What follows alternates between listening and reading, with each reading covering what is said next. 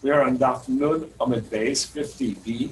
Today's Daf is Nun Aleph 51, and we are on 50b in the midst of multiple questions that are going on. The Gemara started with the question of what happens if the Kohen Gadol dies and he already took the spices, the Torah Samim in his hands, and so he has the chafina, and then he dies. Does that chafina continue? The Gemara says actually we have a step earlier that's going to be relevant because the chafina, the taking of the incense, has to happen after the bull of atonement for the Kohen Gadol has already been brought, and that bull of atonement for the Kohen Gadol would have been shechted, and the blood not spritzed yet, because that blood has to be spritzed inside the Kodesh HaKodashim, the Holy of Holies, after he brings the incense. And so, the question is, when the Kohen Gadol dies on Yom Kippur, in the midst of the Avodah, does the new replacement Kohen Gadol have to start over and bring another bull, or can he start with the blood of the previous, the bull that the previous Kohen Gadol brought? And in talking about that, we talked about is the bull of the Kohen Gadol a private carbon or a personal carbon of the Kohen Gadol, which is a chatas, a sin offering of a private individual, and therefore when the owner dies, it becomes invalidated? Or do we say that it is a communal carbon or partnership carbon on account of that it atones for not only for himself but also for his brothers, the Kohanim and his family? In talk about that, whether the private carbon, a personal carbon, or a communal carbon. We also encounter now this question about Tamura.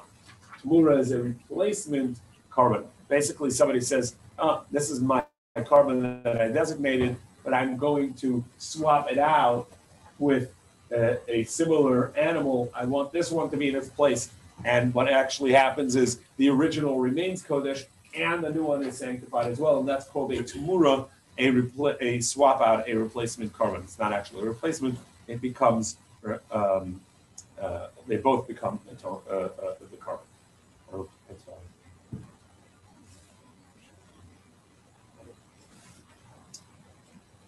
And the Gemara, Nun on the base. The Gemara left off, where we left off yesterday, was the question, do the Kahanim, the brothers of Kahanim, get atonement as a part of the carbon, and therefore it's a communal carbon, not a communal carbon, a partnership carbon, but it's a carbon that applies to not only the Kohen Gadol, to everybody else as well, even though the Kohen Gadol buys it with his own funds. But nevertheless, it is a partnership carbon because all the Kahanim get atonement for it. Or do we say, no, really it's a personal carbon, and the Kohen Gadol himself is that alone receives the carbon atonement for it? The rest of the Kahanim sort of get so as a secondary, since the Kohen Gadol is responsible for the rest of the Kahanim. And the rest, the Kohen Gadol is atoning for himself, and so the atonement, but it's not directly, and it's sort of hovering over his atonement. So now we go back to Tamura. We're going to try and look again, continue our conversation to try and understand whether or not the bull of the Kohen Gadol is a communal carbon, a personal carbon, based on the various prices and halachas around it. So Tashema. Chaymer bezevach, there's about 15 lines in on Nun Amid Beis in the middle. Tashema, come in here. Chaymer bezevach bebetamura. A carbon, a original carbon called the zevach. In this conversation, so the zevach is a donated carbon.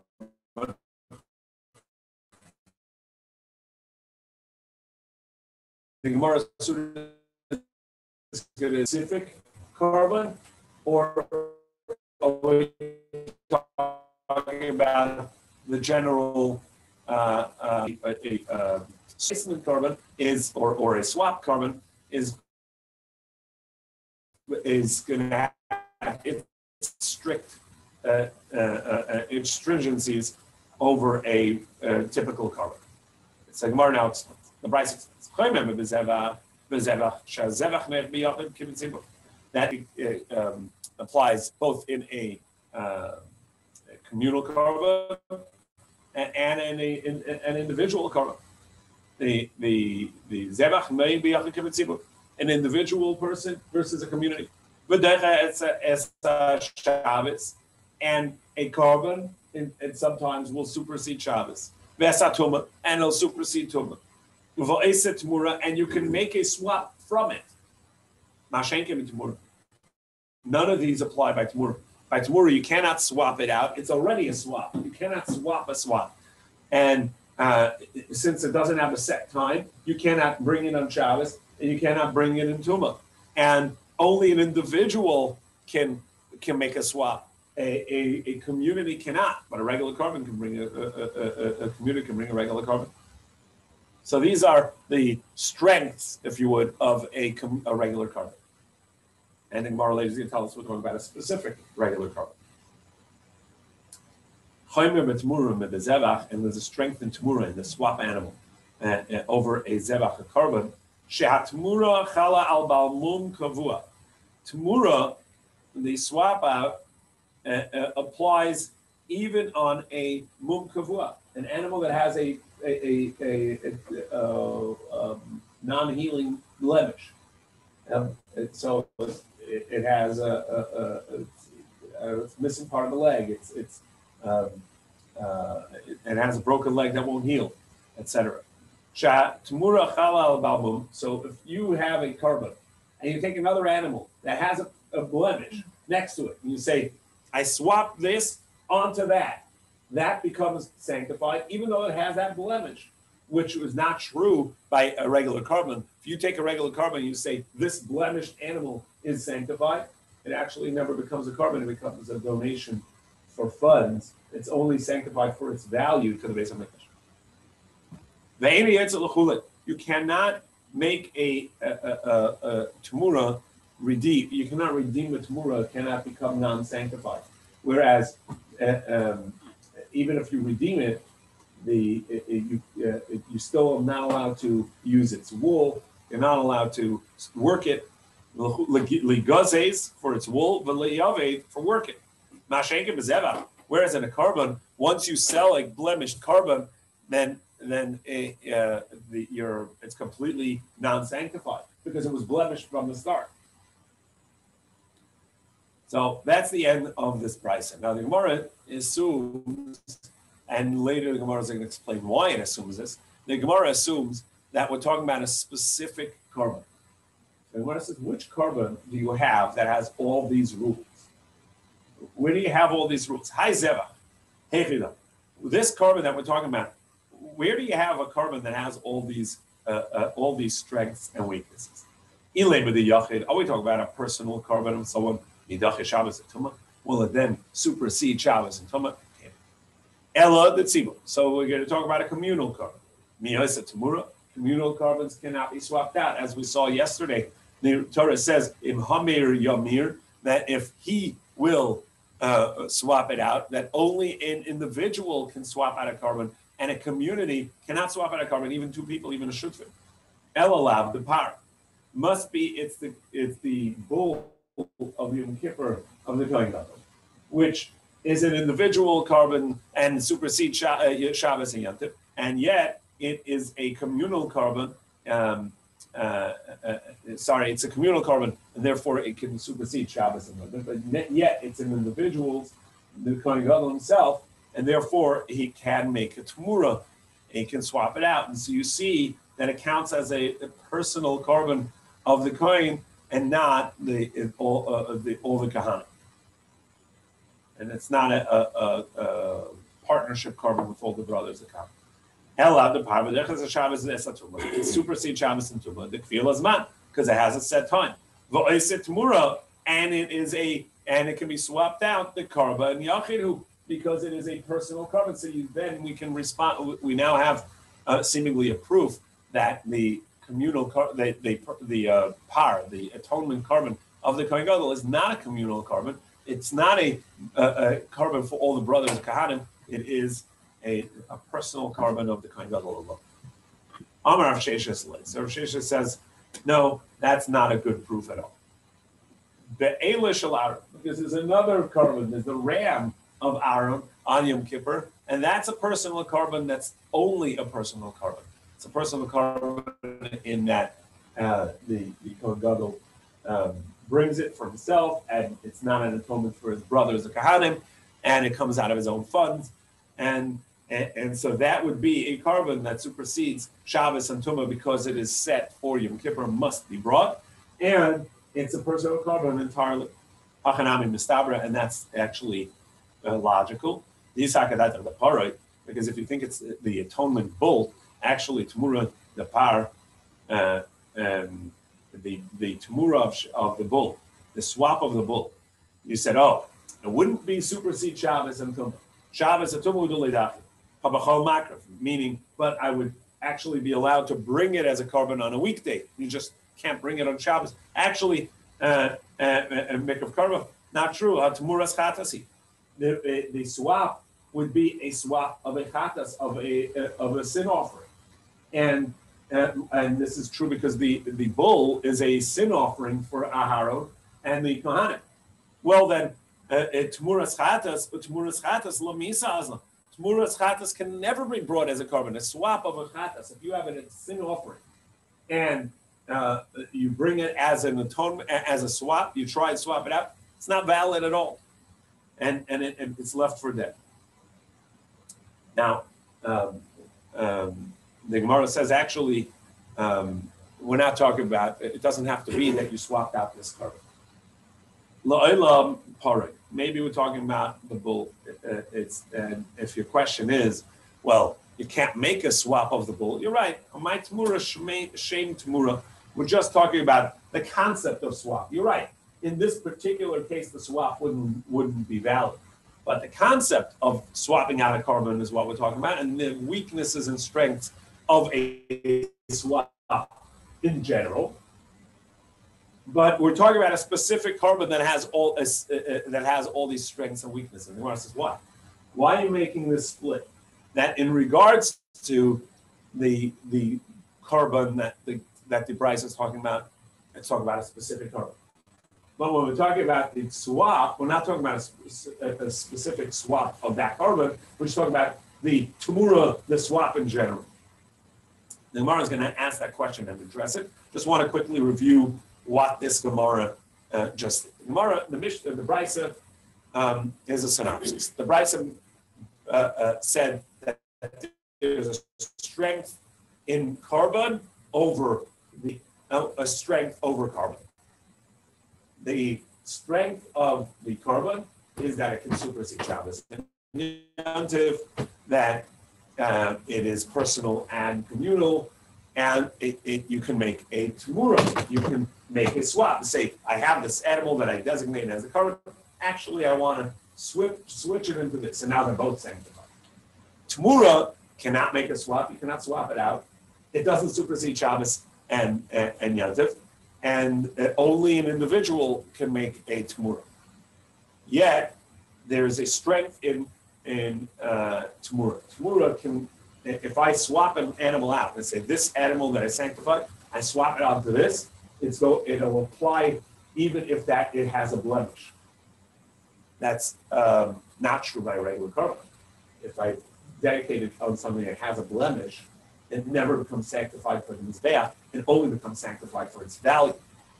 Secondly, when I have a blemished animal for a carbon, and I swap and I redeem it with money, it becomes completely permissible. But a tamura, even after you redeem it, you cannot use its wool, and you cannot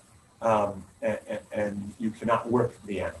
So that's the strengths and weaknesses of each one of these. And the Gemara tries to figure out what carbon has all these, not the swap, but the main carbon, what has all these strengths and weaknesses? Meaning it has to be something that supersedes Shabbos and is an individual carbon. Normally we say an individual's carbon does not supersede Shabbos. So it must be talking about the bull of the Kohen Gadol, which is a personal carbon, and supersedes Shabbos because it has a set time. And so you see it counts as a personal carbon and that he can swap it out as a Tmura. The Gemara says, no, it cannot be that. It must be the ram and not the atonement bull. Why does it have to be? Because the chatas, the atonement animal, actually, you cannot swap out an atonement animal, a chatas. And if you do, you're not supposed to swap out any carbon. But if you do, it's not a valid carbon, and it has to be left for dead. You cannot actually bring it. And our Bryces talk about that you bring the carbon, that it would be a valid carbon to be brought the next day. It's just you can't bring it on Shabbos and Yontif, but you can bring it. Right? So it must be that we're not talking about the atonement animal, to which the Gemara says, no, when we mention the swap, we're not talking about the swap of this particular carbon. You're right, the swap of the carbon we're talking about may not be valid, but we're just talking about the concept. Conceptually, a swap out carbon can be brought, but not on Shabbos. And the Gemara says is now going to ask, so if we're just talking about concepts and not a particular carbon, so then we don't have to name a carbon, we don't have to have any carbon that has all these attributes. It could be any carbon that, all these attributes are found in carbonas, but we don't have to find it in one particular carbon. So the Gemara says,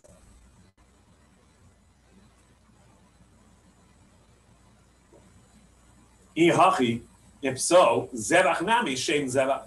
By a carbon, we could just talk about the name of a carbon, meaning the concept of carbon, and each carbon will have one of these strengths, but not all. Shem zevach lekatani. No, our Mishnah cannot be, our Brisa cannot be talking about just the general concept. Why?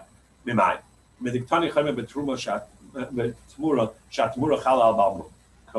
Because we said the strength of a tumura is that it can take effect even if you swapped it onto an animal that has a permanent blemish. And that animal, that replacement animal, cannot be used for its wool, or you cannot just work it.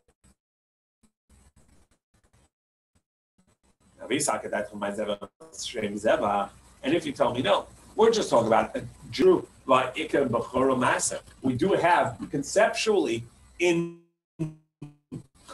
carbon overall, we do have two carbonos that take effect even if they have a blemish, and it will never be allowed to be used. Even after you redeem it, you're not allowed to use its wool or animal or its work. What animals are we talking about? Now we're on 51A at the top. Nun Aleph Amid Aleph. Bechor Umasa. There are two carbonos that are like tithes that you have to give, and regardless of whether the animal has a blemish or not, it becomes sanctified. What are they? The firstborn. So the firstborn animal is Kadesh Merechem. It becomes, as soon as it's born, it is sanctified, maybe from when it's conceived, when it's born. We'll see that the Gemara later in Kachim. But the Bechor, whether it has a blemish or not, becomes sanctified. It's the firstborn. Same mas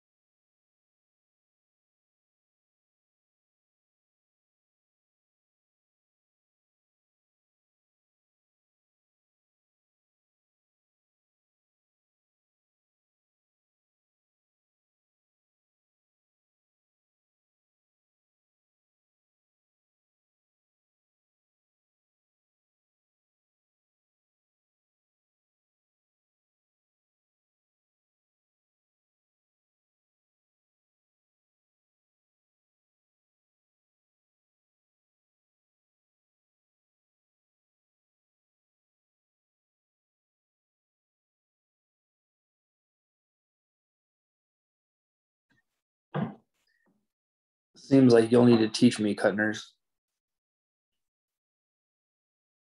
What? Teach you what? Patience, forbearance. I may go in soon. Yeah.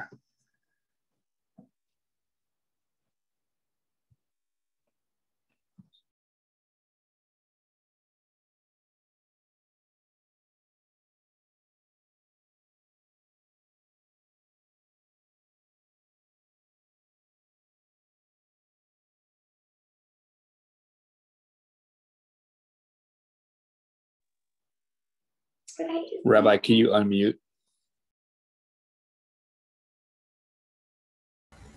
Hi, can you hear me? Yeah, thanks. So if we're talking about the concept of korban, so that cannot be the meaning of the brisa, because then we would be talking about even then actually there are korbanos that take effect on a blemished animal, the bechor and the ma'aser. So from the fact that we say that the korban cannot take effect on a blemished animal, must be we're talking about a specific animal, a specific type of korban. So therefore, we have to look and see what korban is that. Whereas the ein yotzel lichulin ligaza, and also the bechor and the ma'aser cannot be used even after you redeem it. You cannot use its wool or use it for work. Ela shem zevach lekatan. So it can't be that we're just talking about the concept of korban, and under that concept, there may be different animals, different korbanos have different rules, because we just proved that cannot be what he's talking about, because if so, it's not correct. So it must be talking about a specific korban. Umayshna Tamura. So then why, in regards to the swap animal, Shem Tamura, that you said, Shem Tamura, we're just talking about the concept of Tamura, and it may not apply equally to each korban. Shem Tamura Achasi, because all the rules of Tamura are all the same. Whether it's it always has these rules.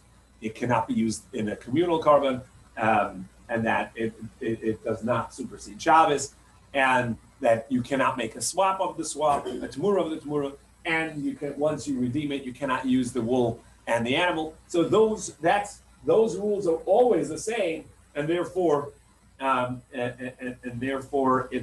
we're just talking about the concept.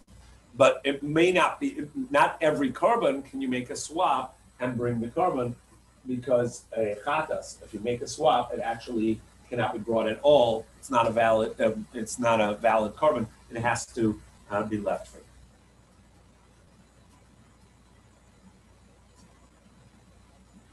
Zebach, however, in regards to the korban, ikav b'chor ma'aser, v'ikav b'ma'aser, there are distinctions within the korban, so we can't be talking about the general term korban.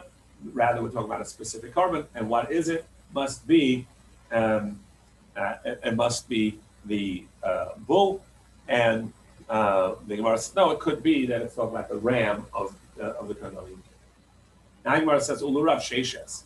According to Rav Sheshes, it said that this could be talking about the bull. Why is he talking about the bull of Aaron? Like Pesach. Why don't you just choose a korban Pesach? Why have to talk about specifically the bull of the ram of the Kohen Gadol on Yom Kippur, as opposed to the bull of the Kohen Gadol on Yom Kippur? Talk about a korban Pesach, a lamb that everybody brings on Pesach. The Doiches of Shabbos, because it has all these rules: supersede Shabbos, Pesach Tumah, and even if the majority of the community is Tameh, you bring it even when Tumah. V'oiseh Tamura, and you make a swap the korban yachidu because it's a personal korban. Actually, there is an opinion we saw in Psachim, and the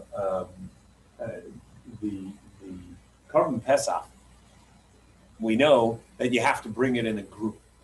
However, if you don't have a group, so you invited people and they were all invited elsewhere, you're left alone. You yourself have a korban Pesach. So what do? You go and you designate your lamb. You say, all right, this is my korban Pesach for myself. I need a little one because I'm all alone. Rabbi Yehuda says you cannot do it. You cannot bring a korban Pesach alone. You have to have minimally two people. that's a minority opinion, but this brisa could be following the opinion that ukasavar ein shechtin a pesach ala yachid. Rav Sheshes holds that the brisa is talking about that in the opinion of Rabbi Yehuda, who holds that you're not allowed to bring a korban pesach alone. So it's not a personal korban; it's always in community. It's always in partnership with others, and therefore it does not apply to our to Tamura, to a swap. Pesach Sheni. So then let's say it's talking about the second Pesach, which can be brought alone because maybe you're the only person who didn't bring the first Pesach, right? The makeup date. So he says, yeah, but that doesn't supersede Tumah. That can't be what we're talking about. Midachi Tumah. Does that supersede Tumah? And we'll see later a question about that.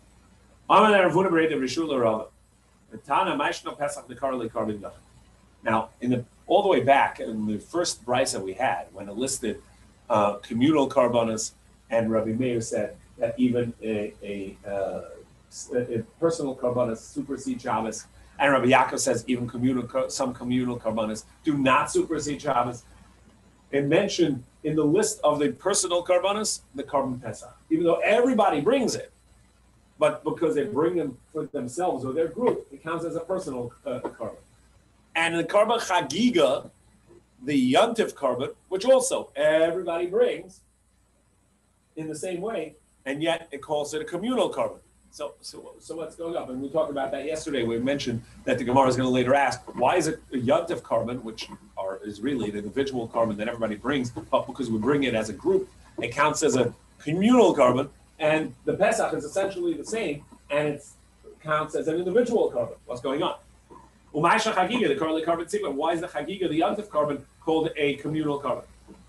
Is it because you bring it as a group, meaning the group of 5 people bring theirs, and this group of 7 people bring theirs, and this group of 30 people bring theirs? Pesach nami Pesach is exactly the same. It also is brought in groups. So when I says, oh, it must be that Pesach Sheni has the Pesach has a makeup date of the second Pesach, which can be brought as an individual. Ika Pesach Sheni, which not brought as a group. Well, then, if that's the case, then it should supersede Shabbos and Tumah as a communal korban. Indeed, the second Pesach, which is an individual korban that has a set time, would supersede Shabbos and Tumah. The Tani will learn Pesach Sheni doiches Shabbos. The Pesach Sheni would supersede Shabbos. Okay, why? Because it has a set time. It has to be brought up the 14th day of Iyar, on exactly the month after Pesach. The first opinion says it doesn't supersede Tumah. However, Rabbi Yehuda says it does supersede Tumah. That means even if the person is Tameh, he brings the second, the makeup date of Pesach. My time. What's the basis? The Tana Kama of the first opinion that says that you cannot bring it when Tameh. Amalachah says Tumah defisa. Yeah, the Yasa Tumah. Logical. Why didn't you make the first Pesach? Because I was Tameh. I couldn't make the first Pesach. So what am I going to do? I'm going to bring it later as a makeup date. And you bring it when you're Tameh. So you didn't gain anything. You should have just brought it together with everyone else, right? Must be that the makeup date you have to be non-Tameh. So that's the first opinion. Rabbi Yehuda said, the pasuk says, like all the rules of the Pesach, the previous Pesach, even in Tumah. The Torah says that it's like all the other rules, meaning if the majority of the people bringing this are Tameh, it's Tameh, you bring in Tumah. So again, you're alone and you're bringing the replacement, you're going to bring in Tumah. So, but what about the question that if you didn't gain anything, why didn't you bring it the first time around? Because you tell me. Well, the second round you tell me too. So why are you bringing it? He says no. The Torah had zero love. The Torah tried to help him bring it when he's not tummy. Lo zacha. He didn't merit, meaning he tried, but ultimately he's still tummy now or tummy again now. Yeah, send him a tumah. So bring it and tumah because the main thing is you don't miss out. And so it's a personal korban because of Pesach Sheni. It's considered a personal korban and will supersede Shabbos and tumah because it has a set time. Now we go to Nun Aleph Amid Beis 51b. The typically, this question that Rabbi Elazar asked over there from the start. So what was our original question? The bull of Yom Kippur, the bull of Yom Kippur, which the Kohen Gadol buys with his own money, as an atonement for himself and an atonement for the rest of the Kahanim. Is it a personal korban or is it a communal korban? Is it a personal korban because it's his funds purchase a korban to atone for himself, or is it a communal korban because it atones for the rest of the Kahanim as well? That was the question. Well, the Torah says 3 times it's his personal korban. Typically, so learn the Asher Lo Yamar Rachmana, the korban that is his, the Torah calls it, right? That is his 3 times. Mishaloyu maybe that he has to bring his own. The Tanya who learned in the Brisa. Asher Lo. Okay, the pasuk says the Aharon will bring the bull as an atonement, the atonement bull, which is his, and it'll atone for himself and his household. Mishaloyu maybe. So the first thing is to tell you that he brings it out of his own funds. V'lo mishal tzibur, doesn't use communal funds. Maybe he doesn't bring the communal fund. He doesn't use a communal fund to buy this bull because, after all, it's not an atonement for the rest of Am Yisrael, so you can't use communal funds. But maybe he can charge his brothers, the Kahanim, and to chip in with him because they are getting atonement. But because the brothers, the Kahanim, become get an atonement from it. Therefore, the Torah says, and he will bring close the korban chatas, the chatas atonement bull, the chatas bull, asher loy, which is his, which is he brought, meaning that he has to have bought it, not his brother's come. Maybe he should only bring his own. Be kosher. He's supposed to, but if he charged them, it'll be kosher. Therefore, the Torah said it a 3rd time. Asher loy, the korban chatas that's his. Why? Shana of olav la'akev. We know as a rule, whenever we're talking about the korban, that if the Torah said it once, it's a mitzvah to do it. If the Torah said it twice, it invalidates it if you didn't do it that way. So therefore, over here, where it said it 3 times, it means it has to be his, and even not his brothers or Kahanim, and if he got it, anybody else to chip in, it will be invalid. And so therefore, it's a personal korban. So the Gemara says, okay, if that's the case, that the brothers of Kahanim don't have any part of this korban, so how do they get an atonement? How do they get an atonement? They're not involved in this korban. Ella shiny begazadar must be that the coffers of Aaron himself, meaning his pocketbook, his own wallet, that the Torah makes him responsible for the brothers, the Kahanim, and therefore, when he spends money on this korban, it is on behalf of the Kahanim as well. The Torah makes it that it belongs to the brothers, the Kahanim as well, even though he was the one that purchased it. So